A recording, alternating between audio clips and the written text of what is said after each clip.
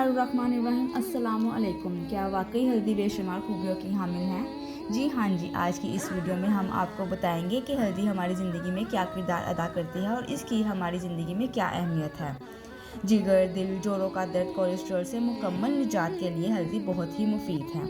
हाँ जी, हल्दी के निजात से आप तमाम एंटीबायोटिक्स भूल जाते हैं और अब मैं आपको बताऊंगी इसके क्या फ़वाइद हैं।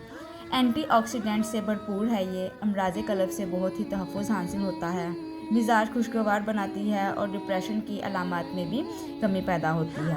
अगर आपको करंट वगैरह का पड़ जाता है तो आप इसको दूध में मिलाकर पिएं तो इससे आपको बहुत ही जल्द आराम आता है।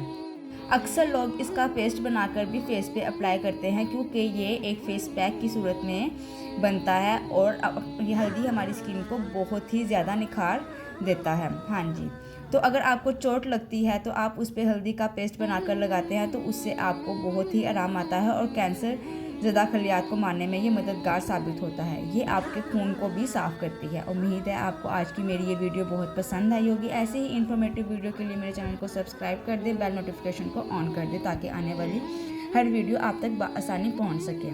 खुश रहें, आबाद रहें। शुक्रिया।